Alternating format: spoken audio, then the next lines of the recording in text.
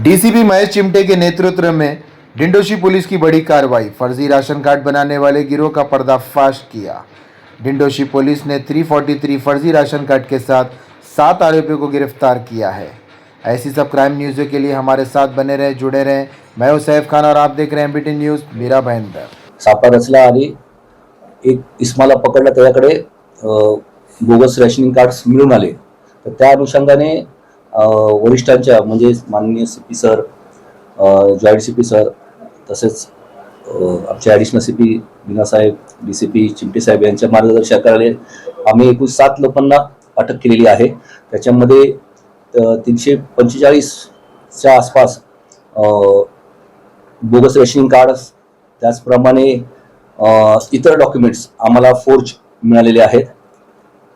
सदर जे डॉक्युमेंट आहेत हे प्रधानमंत्री जन आरोग्य योजना, त्याचप्रमाणे महात्मा फुले जन आरोग्य योजनाचा लाभ घेण्यासाठी सादर केले जातात खोटे, असे आम्हाला प्राथमिक अंदाज आहे। त्या अनुषंगाने आमचा तपास सुरू आहे। त्यामध्ये एकूण 7 आरोपी अटक केलेले आहे। मुख्य आरोपी हा जो बनवणारा आहे सुजल सत्यनारायण दयाल हा आहे। आम्ही त्याच्याकडून बरेचसे डॉक्युमेंट्स जप्त केलेले आहेत।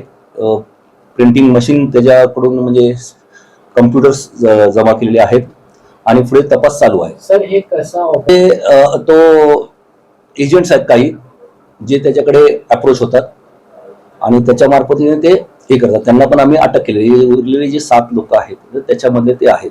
अधिक तपास चालू आहे आणि आम्ही पुढे प्रगती करणार आहोत। तशी फिगर त्यांनी अजून दिलेली नाही आम्हाला की कोणत्या याने, जशी ज्याला गरज असेल त्या पद्धतीने त्याला तो विकायचा। या राशन कार्डचा वापर सुद्धा कुठे झाला आहे त्याचाच आम्ही शोध घेत आहोत।